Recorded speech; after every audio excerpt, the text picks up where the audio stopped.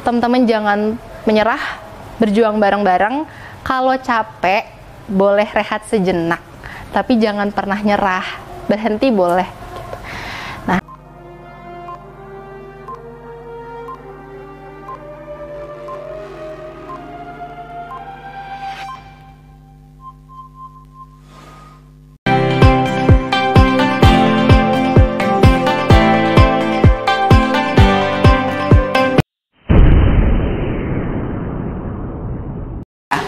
trik yang kedua, hati, disentuh ke hati. Jadi dari hari Senin, mamaku mogok makan.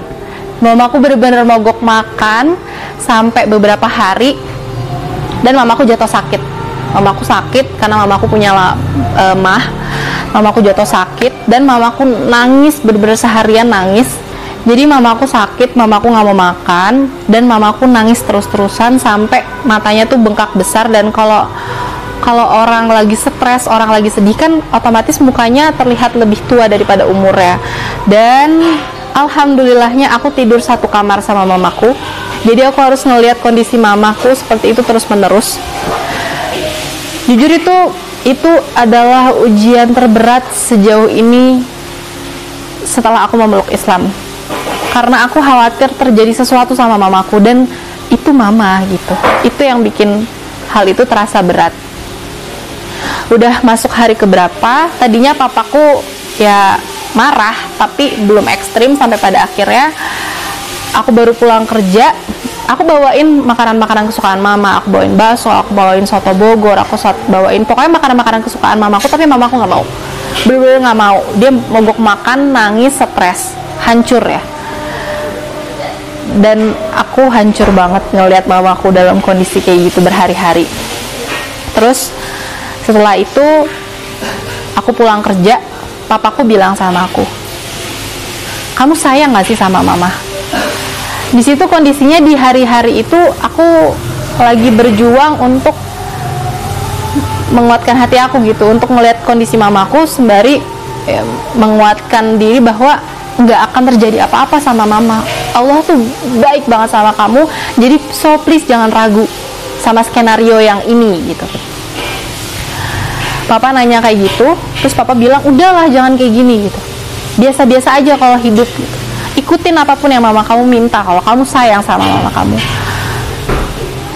Di situ aku ngejawab, dan aku juga nggak kepikiran kenapa aku bisa jawab kayak gitu. Itu pure dari Allah yang nuntun. Aku bilang, "Pah, seandainya mama minta di dunia ini aku jadi seorang guru atau seorang dokter sekalipun, aku bakal usahain itu semaksimal mungkin. Tapi kalau untuk surgaku, untuk keyakinan aku, kali ini aku nggak bisa ikutin apa mau mama." Papaku langsung diem di situ. Dari situ aku mulai khawatir karena mamaku udah semakin lemah, kesehatannya terus menerus, nggak mau dibawa ke dokter. Aku udah mulai udah ya gitu, apa baiknya aku berbakti aja ya sama orang tua aku gitu. Aku takut nyawa ancamannya. Terus kadarullah, aku tiba-tiba aku lupa, aku dengar dari temen aku atau aku baca. Jadi waktu itu aku dengar kisah sahabat tentang Sa'ad bin Abi Waqqas yang setelah memeluk agama Islam gak lama ibunya juga melakukan mogok makan. Wah, di situ aku berasa kayak aku udah mau nyerah, bener-bener udah kayak nggak ada pilihan lain, aku harus ngikutin mau mama. Pas aku baca cerita itu, aku kayak dikasih kekuatan sama Allah bahwa tenang, nggak akan terjadi apapun sama mama kamu, dan ini akan lewat. Skenario aku tuh nggak pernah ada yang buruk, jadi jangan pernah khawatir. Dari situ aku langsung oke, bismillah, kuat, bismillah. Dan mamaku dalam kondisi seperti itu kalau nggak salah sekitar 2 mingguan. Jadi setelah itu mamaku mulai mau makan, mulai mau beraktivitas lagi, tapi serangannya nggak berhenti di situ. Mamaku mulai mamaku mulai merayu aku untuk kembali dengan metode ya ditegor gitu dengan intensitas yang cukup lama, dengan segala emosinya, segala kekecewaan ditumpah ruahkan, dan itu berlangsung 1,5 tahun mungkin gitu. Jadi aku tuh bilangnya sidang. Kalau mamaku datang ke aku ngajakin ngobrol terus ya udah kayak gitu, itu aku nyebutnya sidang. Jadi dalam seminggu itu mungkin 2 hari sekali atau 3 hari sekali itu sidang itu pasti ada. Dan Coach Steven atau teman-teman MC itu ngajarin aku jangan pernah ngedebat, jangan pernah ngejawab apapun, sekalipun mama atau papa kamu maki-maki Islam, maki-maki Nabi Muhammad, maki-maki Allah, biarin aja, karena kondisinya dia nggak tahu. Jangan ngeluarin dalil, apalagi berusaha untuk memahamkan apa yang kamu pahami, karena itu akan mental. Jadi kamu cukup diem, minta maaf, dan jawab kalau kamu ditanya. Jadi dan itu cukup nano-nano rasanya gitu, karena aku bukan yang sabar seperti itu gitu. Jadi orang nih lagi jatuh cinta sejatuh-jatuhnya sama sesuatu, tiba-tiba harus menghadapi sesuatu yang dicintainya itu dicaci maki, difitnah, bahkan diucapkan sesuatu yang menyakiti hati kita. Itu kan sulit ya, menahan nafsu kita untuk enggak gitu. Tapi ya itulah Islam. Dan alhamdulillah itu berhasil Allah kasih kekuatan, Allah lapangkan sampai 1,5 tahun mulai berlalu. Aku ingat banget hari Jumat aku masih di sidang, tapi aku lupa itu bulan apa, tahun 2019 2020 2019, aku lupa. Hari Jumat aku masih di sidang, masih perang dingin gitu. Jadi seharian tuh pasti rumah aku disetelin lagu-lagu rohani, diajak gereja, didatengin sama A, B, C, D, dan lain sebagainya. Ya itu udah biasa, dikirimin video di WhatsApp atau gitu-gitu. Hari Jumat, Ahad pagi, jadi setiap Ahad tuh aku udah pagi-pagi tuh udah harus siap mental, karena setiap Ahad pagi tuh aku harus nyiapin mental karena harus menghadapi ajakan gerejanya mama gitu. Tiba-tiba Ahad itu enggak, Ahad pagi tuh beda banget. Aku lagi tiduran. Jadi setiap Ahad pagi tuh biasanya antara aku pergi olahraga, kabur, atau aku tidur, pura-pura tidur sepulus-pulusnya gitu. Aku tidur, terus tiba-tiba mamaku duduk di kasur aku, terus mamaku ngebangunin aku, dan mamaku bilang, "Ci, ternyata kamu udah gede ya," gitu. "Maafin mama, dan mama terima keputusan kamu." Itu aku langsung duduk, aku kayak, gitu. Ini mimpi atau bukan sih gitu? Ini aku masih tidur apa beneran? Karena kondisinya hari Jumat aku masih kena sidang gitu. Kenapa Jumat, Sabtu, Ahad cepet banget waktunya, dan aku nggak habis ngapa-ngapain, aku nggak habis nyuci genteng atau apa gitu, nggak ngelakuin apa-apa. Kenapa tiba-tiba kayak gitu. Terus mamaku minta maaf, mamaku meluk aku nangis, mamaku nangis. Terus mamaku bilang, "Ya udah, mama pergi gereja dulu ya." Oh enggak, mamaku bilang, "Ya udah, mama pergi ibadah dulu ya." Terus mamaku keluar. Asli, aku bilang maaf aja nggak bisa, bener-bener aku nggak ngomong apapun, bener-bener cuma duduk, nangis, meluk, terus mamaku pergi. Ngomong hati-hatinya nggak bisa, bener-bener nggak bisa ngomong apapun. Terus mamaku pergi, aku langsung sujud, aku nangis sejadi-jadinya, kayak Allah ya gitu.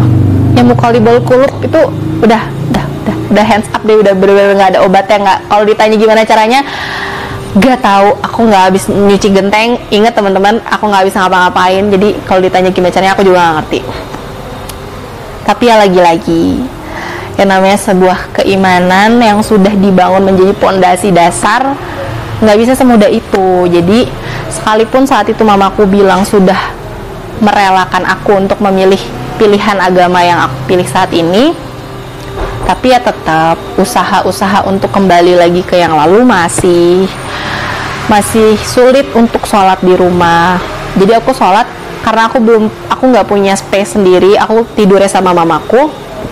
Aku kalau sholat agak sulit, dan aku nggak berani nyimpan mukena atau sajadah di rumah. Jadi aku kalau sholat tuh pakai sweater, hoodie gitu, hoodie gombrong, pakai daster gombrong, pakai celana, pakai kaos kaki, terus hoodie-nya tuh aku jepit pakai jedai.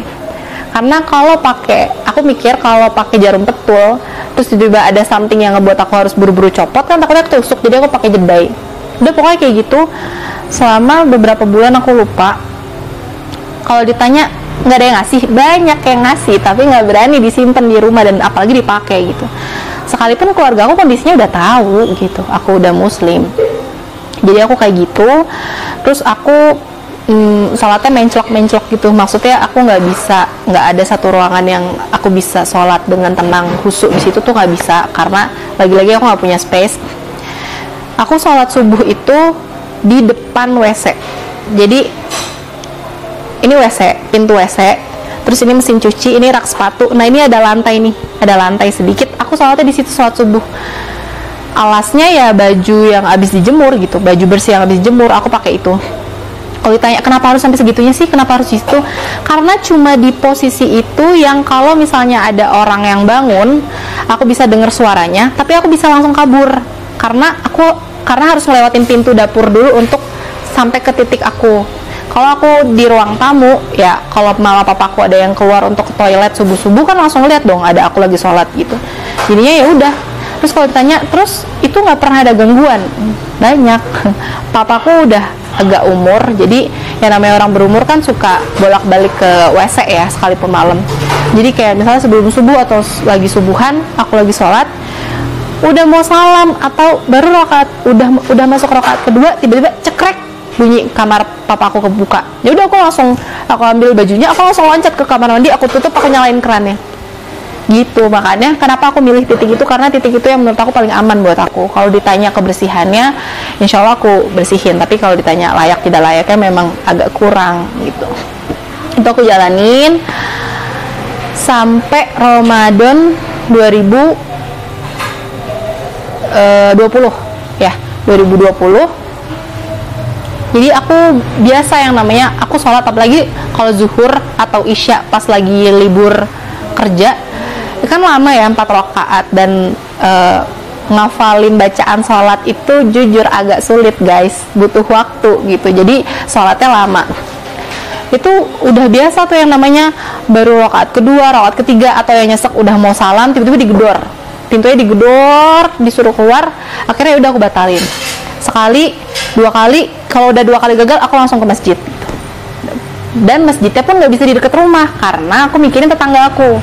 Jadi aku harus nyari masjid yang agak jauh dari rumah aku. Pokoknya kayak gitulah kurang lebih cara aku sholat pada awal-awal. Terus ditanya kenapa sih nggak terang-terangan aja? Kan keluarga udah tahu. Iya, keluarga udah tahu. Aku berislam yang mereka nggak lihat secara fisik aja, mereka belum terima. Apalagi mereka ngelihat aku melakukan ritual ibadah di depan mata mereka gitu. Itu akan lebih melukai hati mama papa, dan aku menjaga hal itu gitu. Nggak apa-apa ribet sedikit gitu. Di dunia kok cuma sebentar, insya Allah gitu. Ya udah. Terus 2020 ini termasuk hadiah terbesar yang lagi-lagi bikin aku meleleh banget sama kebaikannya Allah. 2020 awal mula corona, awal mulai COVID-19, mulai mendekati bulan Ramadan, aku galau. Aku pengen taraweh, jadi aku pengen taraweh setiap malam, tapi kan masjid ditutup nih, lockdown. Terus aku harus taraweh di mana gitu? Karena kalau aku taraweh di kamar, aku 4 rakaat aja digedor, apalagi taraweh. Bacaan aku kan tetap nggak bisa cepet gitu. Jadi aku galau tuh. Kalau aku udah mikir apa aku di rumah teman aku ganti-gantian. Tapi kan yang namanya orang Ramadan pasti punya agendanya masing-masing. Mungkin pengen sama keluarganya atau buka puasa di luar gitu-gitu. Jadi aku galau deh. Pokoknya aku galau. Aku mikir aku pengen taraweh. Karena menurut aku bulan Ramadan tuh hikmat banget buat aku pribadi. Jadinya aku pengen taraweh, tapi gimana caranya? 3 hari sebelum bulan puasa masuk, tiba-tiba mama aku bilang gini, Ci, tuh di situ bisa buat itu kalau mau itu. Tapi nggak, dia jadi nggak, mamaku nggak nyebut sholat dan tetap ketus ngomongnya, tapi bilang, Ci, tuh kalau mau itu di situ aja tuh gitu. Udah disediain kipas, udah dipasangin karpet, lampunya udah dipasangin gitu. Kalau di kamar lagi dipakai gitu. So aku langsung diem, hah? Itu apa maksudnya? So aku ngeliat gini. Jadi di rumah aku di depan toilet persis tuh ada gudang, terus di depan gudangnya tuh ada space lantai lurus gini ya, 2 lantai, pokoknya pas banget buat orang sholat 1 orang, dan alhamdulillahnya itu pas banget arahnya ngadep ke arah kiblat. Kalau kiblatnya miring, nggak tahu deh tuh bagaimana posisinya, karena lantai 2 biji, terus sananya semen, jadi belum di lantai gitu, jadi agak kotor di situ. Terus mamaku pasangin karpet, entah mama entah papa aku juga nggak tahu, dipasangin karpet, dipasangin kipas angin, dipasangin lampu, dan yang lebih spesialnya lagi dipasangin tirai warna hijau di sampingnya, karena itu langsung ngadep ke dapur. Jadi kalau ada yang lagi aktivitas di dapur, ditutup tirainya, itu nggak kelihatan kalau aku lagi sholat di dalamnya gitu. Aku nyebutnya itu mihrab. Dan kalau teman-teman tahu, mihrab itu salah satu doa yang aku terus lambungkan sama Allah, dan aku mikirnya mungkin aku akan punya mihrab nanti kalau aku udah menikah, dan aku bakal buat mihrab di rumah aku atau di kontrakan aku sama suami aku gitu. Dan ya entah itu kapan gitu, karena menurut aku bisa sholat dengan nikmat, dengan khusyuk, itu tuh sebuah hal yang udah paling nikmat. Bisa sholat pakai sajadah, bisa pakai mukena yang rapi, nggak buru-buru, itu udah nikmat banget. Makanya aku bermimpi aku pengen punya mihrab gitu, entah kapan itu. Alhamdulillah 3 hari sebelum bulan puasa Allah buatin mihrab itu di rumah aku, dan dibuatin sama kedua orang tua aku. Insya Allah itu, itu aku meleleh banget, bener-bener meleleh. Aku pengen nangis banget. Aku langsung pakai buat sholat, dan setiap kali aku sholat itu aku pasti nangis, karena ini tuh wujud kasih sayangnya Allah yang udah nggak bisa diragukan lagi, udah nggak ada hal yang benar-benar mustahil buat Allah. Itu benar-benar mudah banget, entah gimana caranya. Udah di situ, jadi aku terawih di situ, bahkan aku bisa berlama-lama di situ, aku bisa kelas online di situ. Pokoknya nikmat banget, benar-benar nikmat. Kalau orang ngeliat mungkin itu tempat sholat gitu, maksudnya karena mau kondisinya ya itu gudang gitu, tapi itu buat aku nikmat, bener-bener nikmat banget. Dan itu ya aku merasa itu salah satu hadiah dari Allah buat aku, dan kembali ngelecut aku bahwa jangan pernah ragu buat doa sama aku. Nggak ada yang susah gitu, nggak ada yang mustahil, pasti bisa gitu. Terus alhamdulillah dari situlah aku udah bisa sholat sendiri, maksudnya sholat dengan nyaman, dengan tenang, pakai sajadah, pakai mukena. Dan temen aku ada yang ngasih aku sajadah tebel bulu gitu yang empuk. Jadi aku terbiasa kan dari awal sholatnya pakai kaos atau pakai baju alasnya, jadi kan keras ya, atau pakai sajadah travel yang tipis gitu. Terus akhirnya nyobain pakai sajadah yang empuk tuh kayak, ya Allah ini nikmat banget sih gitu, kayak ya Allah ini istimewa banget sih, rasa ini tuh istimewa banget gitu. Udah nggak ada lagi alasan buat gak bersyukur. Mau ujiannya kayak apapun, nikmatnya tuh lebih daripada ujian yang ngebuat diri kita sesak gitu. Terus ya udah dari situ aku mulai pelan-pelan ngebuka, bukan pelan-pelan, menunjukkan aktivitas Islam sama mama papa, tapi pelan-pelan. Kayak aku tadinya nggak bisa sahur. Aku tuh sahur cuman biasanya aku naro tumbler di kasur aku minum, atau aku nyetok roti, atau aku makan kurma. Jadi aku belum bisa sahur yang kayak orang-orang mukbang gitu, itu nggak bisa gitu. Jadi ya udah aku makan. Itu tahun 2019, Ramadan pertama aku.